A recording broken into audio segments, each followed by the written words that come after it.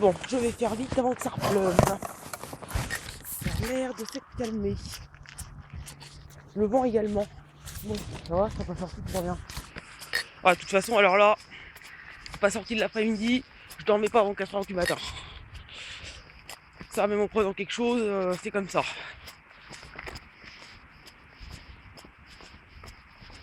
Mais vous voyez, moi je vais vous dire, à choisir, il vaut mieux perdre un boulot parce que vous arrivez en retard tous les matins à cause du transport, que même en ayant le permis de conduire et même en ayant une voiture.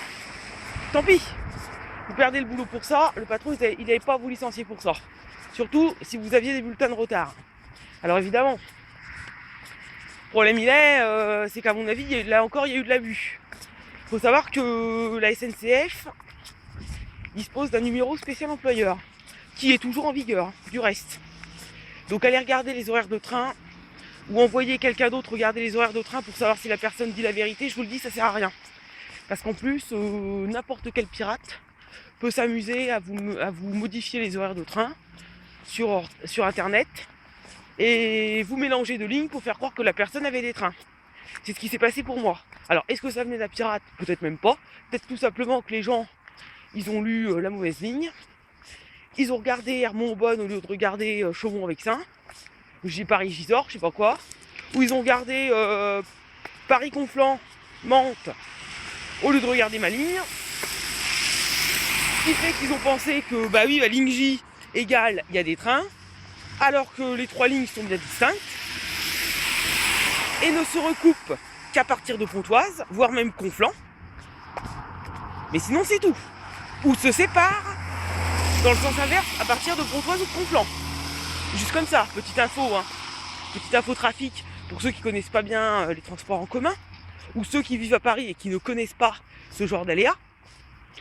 Les gens ils vont pas s'amuser à vous mentir. Il y en a, oui, mais on sait très bien que l'employeur peut très facilement vérifier. Donc, les gens, qu'est-ce qu'ils font? Quand il y a des problèmes, ils prennent des bulletins de retard. Hein. Même s'il y a écrit trafic normal sur internet, bah ça en général les avaries vous les découvrez sur le trajet. Vous pensez bien qu'une personne qui met 2 heures à venir, qui déjà est obligée de mentir sur son lieu de résidence pour avoir un travail, elle va pas s'amuser à vous raconter des cracks à ce niveau-là. Elle vous dit la vérité. Maintenant, oui, il y a peut-être eu de l'abus, mais je pense que ça c'est pas une majorité, vous voyez.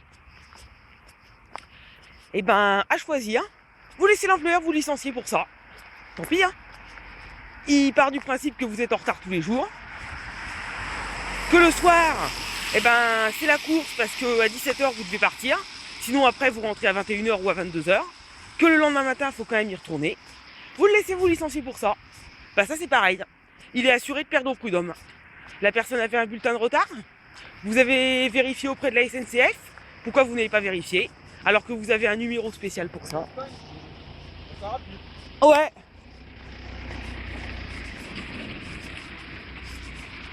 Et ben, autant vous dire que là aussi, vous êtes sûr de perdre. Parce que vous aviez toutes les clés en main pour savoir si c'était vrai ou pas. Vous ne l'avez pas fait, tant pis pour vous. Vous pouvez pas licencier une personne pour ça. Surtout en plus, si la personne vous explique que non, elle ne peut pas prendre de véhicule parce qu'elle prend un traitement et qu'elle n'a pas envie de mettre ni sa vie ni celle des autres en danger. Et ça, je suis désolée, mais l'excuse elle est suffisante pour pas prendre sa voiture. Moi je sais que traitement ou pas traitement, bon, j'ai conduit un petit peu comme ça sur des petits trajets pendant 2 ans, à peine, parce que j'ai arrêté de conduire quand il n'y a plus de voiture, fin 2009. Maintenant, ne pas avoir d'argent pour acheter une voiture, là encore, je suis désolée mais c'est légitime. Elle veut mettre sa vie en danger. Je suis désolée, mais mettre la vie de quelqu'un en danger et tout ça pour un taf, c'est plus grave qu'un licenciement pour des retards répétés. Hein. Enfin, moi je dis ça, moi je dis rien. Mais je pense qu'une personne qui arrête de conduire parce qu'elle estime qu'elle est un danger public, c'est une personne qui est responsable. Qui est bien plus responsable qu'une nana qui va chercher à arriver à l'heure tous les matins, à montrer qu'elle est dispo peut-être même avec un traitement, peut-être même avec des problèmes de dépendance, peut-être même pas fraîche le matin quand il faut partir travailler, qui va vouloir prendre la voiture et causer un accident. Parce qu'il faut faire vite, parce que si, parce que ça, parce que l'autre. Parce qu'alors après, qu'est-ce qui se passe?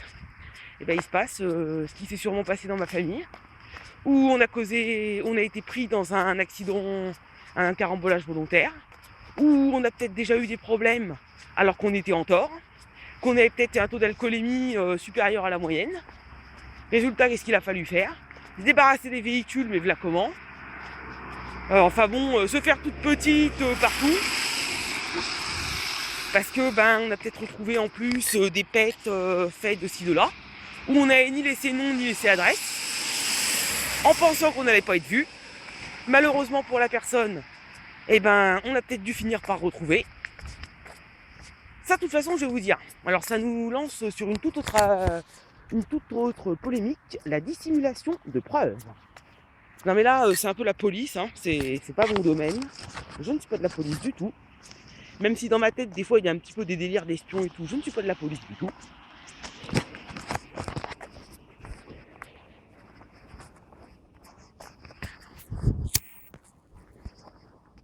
Les seules enquêtes auxquelles je participe, c'est éventuellement les enquêtes IFOP ou Harris pour savoir si les biscottes Clément sont meilleurs que les biscottes Audebert. Voilà, ça éventuellement. Mais sinon, c'est tout. Sauf que je sais quand même, pour avoir eu des gendarmes dans la famille, dans l'entourage, etc. Et oui, vous voyez, il n'y a pas que ceux qui ont des frères policiers ou des petits amis policiers. Il y en a d'autres qui ont d'autres relations.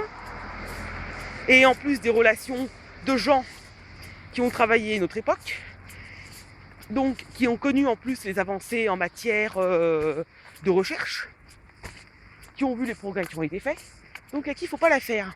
Parce que justement, en 1950, l'ADN, on ne connaissait pas.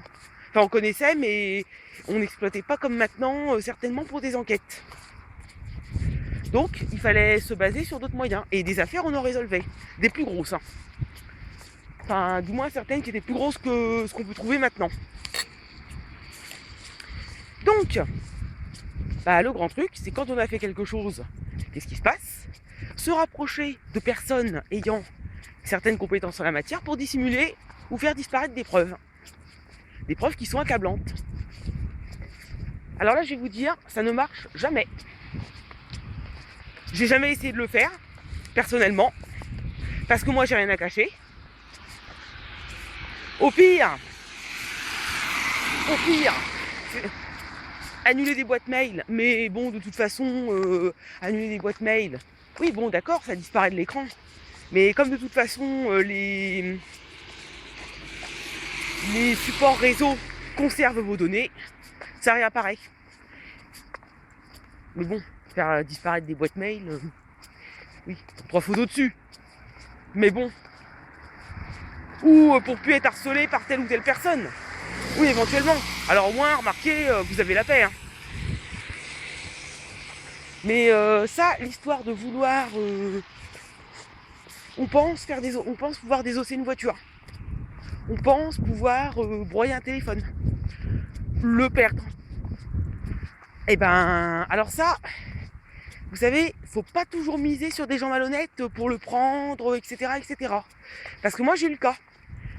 Un jour, je vais dans le Chaumont et je trouve par terre un smartphone perfectionné pour l'époque, qui correspondrait peut-être à ce que j'ai maintenant et qui paraît super vieux comparé à l'iPhone 6 machin, ou au Xperia truc et au Galaxy truc qui vient de sortir. Mais qui paraissait perfectionné, pareil, vous savez, plein de touches, le pavé tactile, le truc, le grand écran, le machin. J'ai retrouvé le téléphone et tout simplement cherché à qui il pouvait appartenir et essayer de contacter la personne qui est venue le récupérer. Du reste, qui était bien contente de le récupérer. Parce qu'apparemment, toutes ses données professionnelles étaient dedans. Maintenant, est-ce qu'il s'agissait réellement de la personne qui l'avait fait tomber, a priori, ou est-ce qu'il s'agissait de quelqu'un d'autre, à qui justement on avait peut-être volé le téléphone, ou qui avait prêté son téléphone et qui ne l'avait pas revu, et qui est venu le chercher. Je sais pas.